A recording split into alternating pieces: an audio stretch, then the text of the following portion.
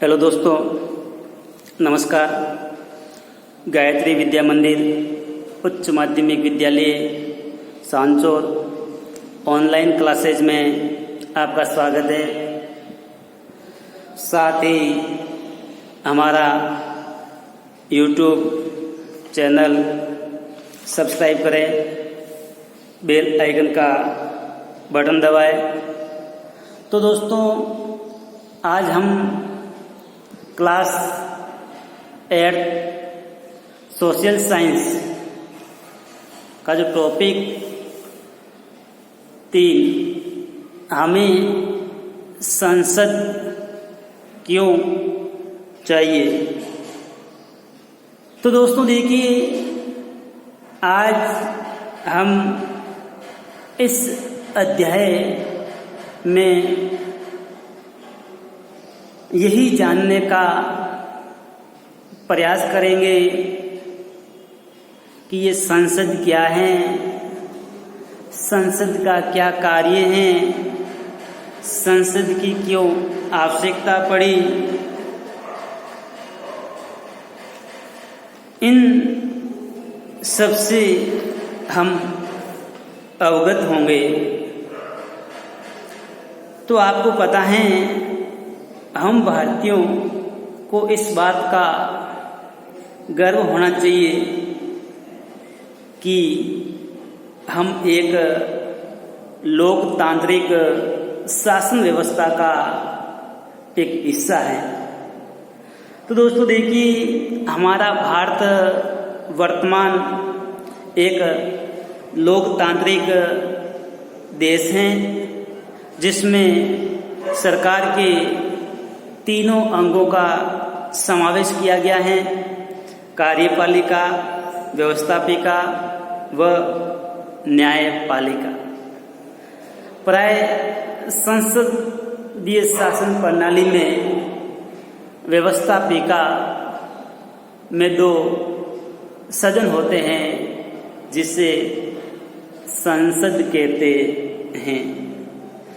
तो दोस्तों, इस अध्याय में हम निर्णय प्रक्रिया में सहभागिता और लोकतांत्रिक सरकार के लिए नागरिकों की सहमति के महत्व जैसे विचारों के आपसी संबंधों को समझने की कोशिश करेंगे।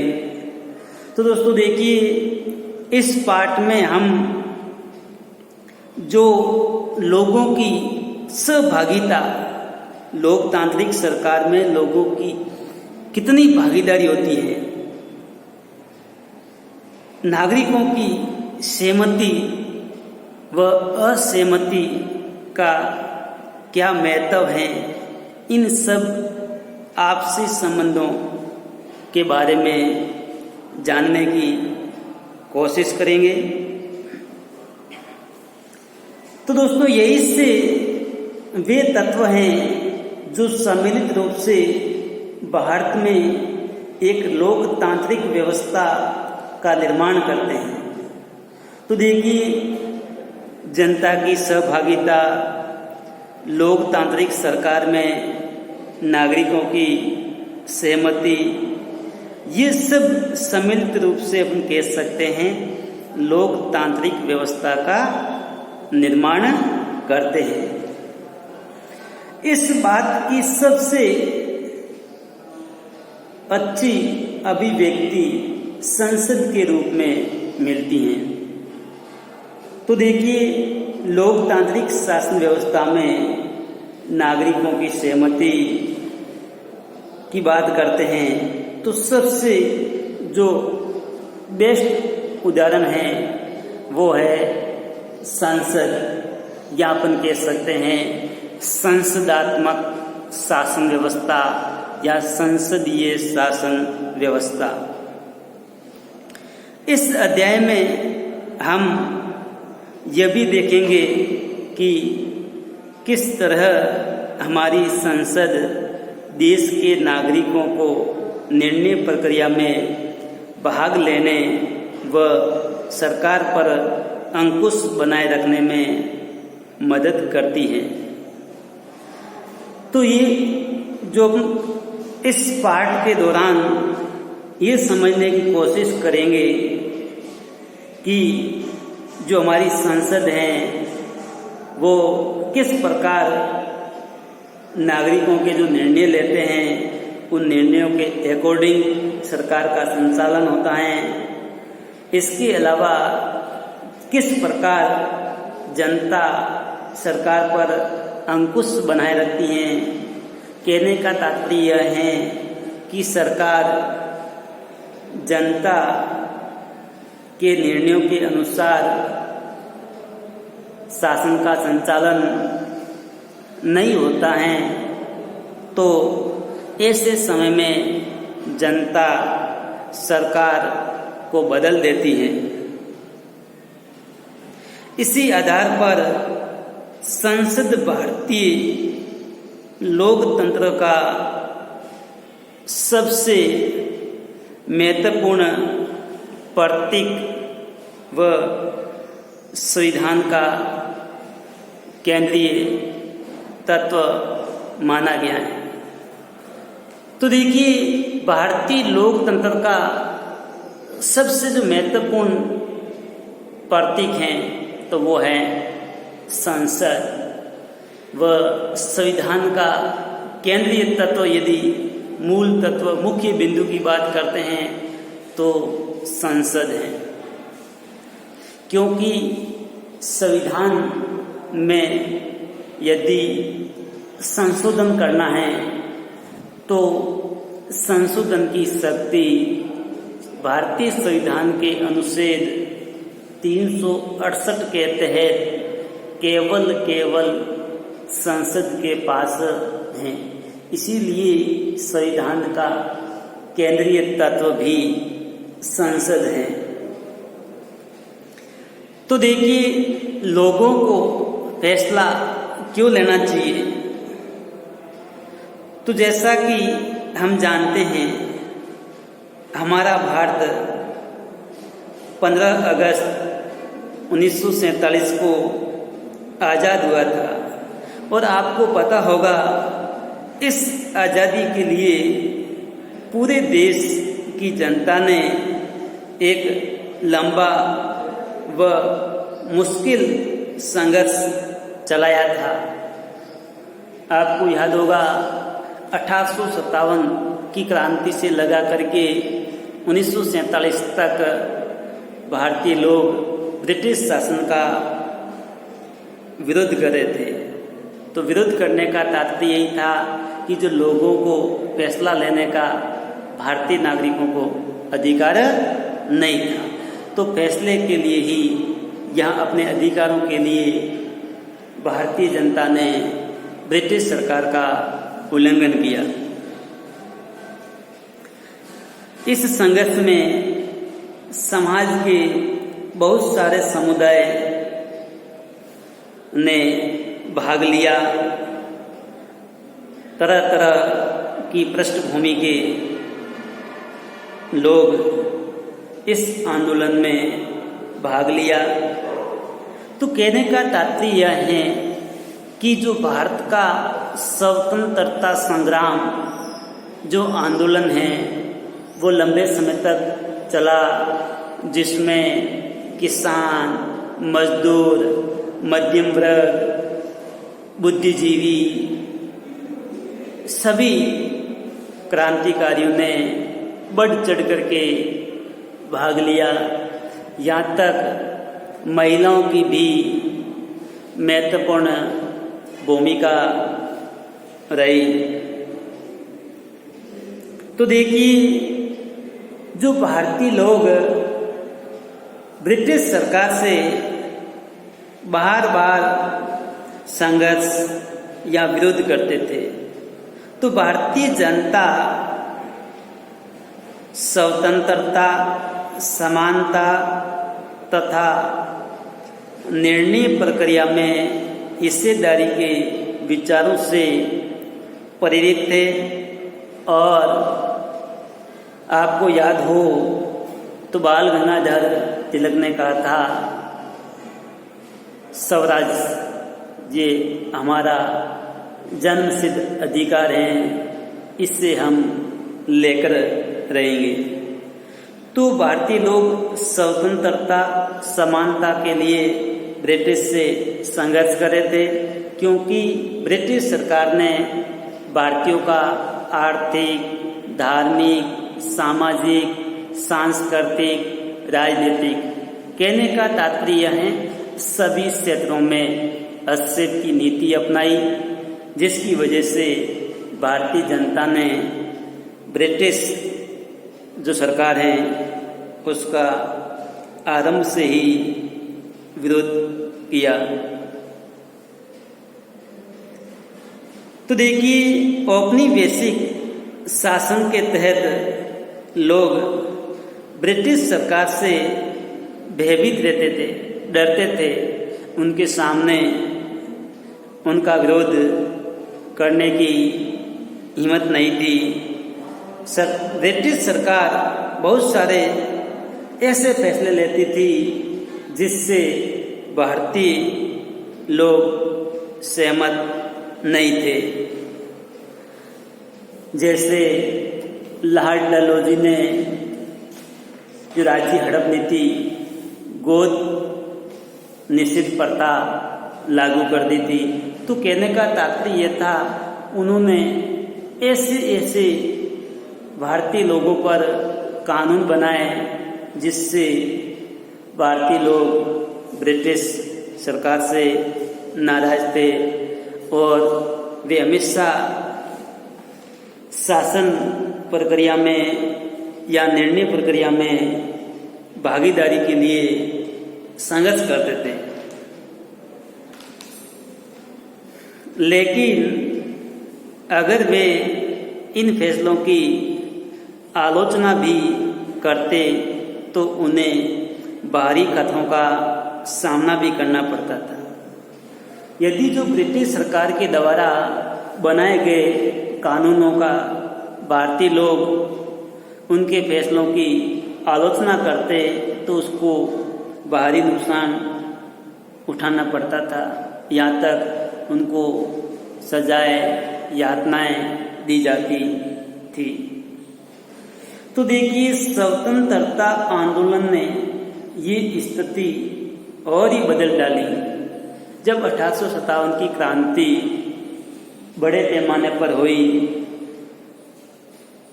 लोग प्रेरित हुए व संगठित होकर के अंग्रेजों का विरोध करना शुरू कर दिया व लोगों में हिम्मत जुटी।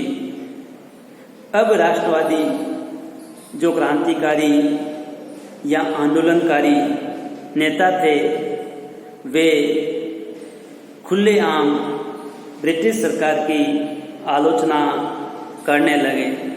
जो स्वतंत्रता आंदोलन से पहले लोग डरते थे, लोगों की हिम्मत नहीं होती थी, लेकिन राष्ट्रवादी जो स्वतंत्रता आंदोलन के बाद राष्ट्रवादी अब ब्रिटिश सरकार की खुलेआम आलोचना करने लगे व ब्रिटिश सरकार के सामने अपनी मांगें पेश करने लगे।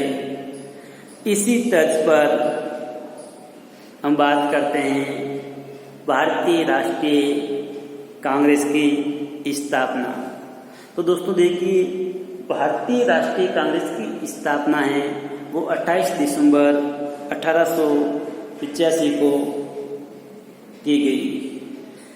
तो देखिए, भारतीय राष्ट्रीय कांग्रेस की जो स्थापना की है इसका मुख्य उद्देश्य यही था, जो 1857 की क्रांति हुई थी उस क्रांति में अंग्रेजी शासन की जो जड़ें थी उसको हिला के रख दी थी।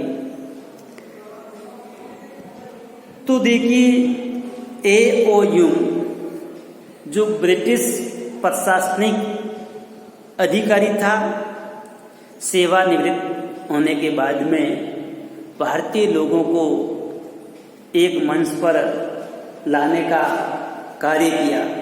उनका उद्देश्य ये था कि सभी भारतीय एक मंच पर इकट्ठे हो जाएंगे और उनके मन की जो भड़ास है वो बाहर निकाल देंगे, ताकि हम पहले से ही जो उनके होने वाले आंदोलन हैं या जो गतिविधियां हैं उस गतिविधियों पर अंकुश लगा सके। इस उद्देश्य को लेकर के AOU ने भारतवासियों को कहा कि आपका भी एक संगठन होना चाहिए। संगठन के नाम से आप ब्रिटिश सरकार से मांगे रखो ताकि आपका संगठन मजबूत हो सके। लेकिन इसमें हित अधिक ब्रिटिश सरकार का था, क्योंकि जो भारतीय लोग योजना बनाते थे उस योजना को अमल में लाने से पहले ही ब्रिटिश सरकार उस योजना को असफल कर देती थी। तो देखिए 28 दिसंबर 1885 को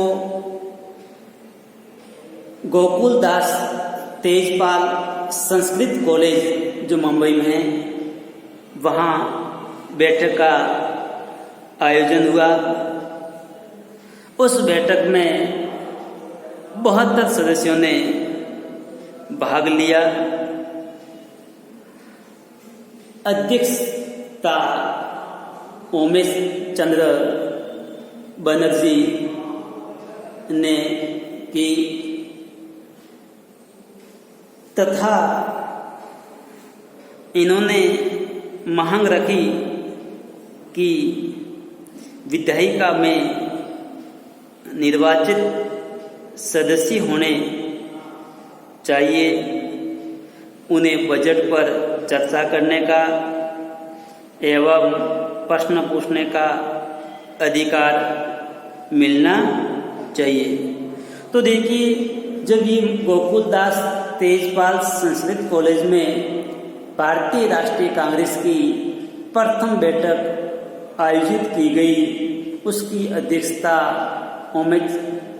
उमेश चंद्र बनर्जी ने की। इनके संस्थापक AOU इन्होंने ब्रिटिश सरकार से मांग रखी जो विधायिका हैं कानून निर्माण है, उस कानून निर्माण में सदस्य मनोनीत न होकर के निर्वाचित होने चाहिए। ये कांग्रेस की मांग थी। इसके अलावा जो वार्षिक बजट तैयार किया जाता है उस वार्षिक बजट में विचार विमर्श करने का भी अधिकार भारतीयों को दिया जाए। इसके अलावा भारतीय नागरिक ब्रिटिश अधिकारी से प्रश्न पूछने का अधिकार दिया जाए आदि के बारे में मांग करने लगे। तो दोस्तों देखिए कांग्रेस जो की स्थापना की गई थी, इस कांग्रेस पार्टी में अधिकांश उदारवादी नेता थे, इसलिए कांग्रेस को उदारवादियों की पार्टी भी कहा जाता है। उदारवादी विचारधारा के लोग ब्रिटिश सरकार के सामने केवल मांगे रखते थे, लेकिन वे ब्रिटिश सरकार का विरोध नहीं करते थे। कांग्रेस सरकार यही चाहती थी कि जल्द ही ब्रिटिश सरकार हमारी मांगों को स्वीकार करेंगे। अभी उनको या तो समझ में नहीं आया है या हमारी मांगों के बारे में इनका ध्यान नहीं गया है। तो देखिए ब्रिटिश सरकार ने जो कांग्रेस की स्थापना ब्रिटिश उद्देश्यों के लिए की गई, लेकिन इसमें भारतीयों को एक ही मंच पर अलग अलग क्षेत्रों के सदस्यों को एक मंच पर इकट्ठा होने का अवसर मिल गया। इसका फायदा भारत को भी हुआ और शीघ्र ही क्रांतिकारी देश के कोने कोने से संपर्क में जुट गए। तो दोस्तों, आज इतना ही। कल अपन पढ़ेंगे जो इनकी मांग थी विधायिका में निर्वाचित सदस्य, तो उसके लिए ब्रिटिश सरकार कानून लेके आती है, भारत सरकार अधिनियम 1909। इसको अपन कल पढ़ेंगे। धन्यवाद।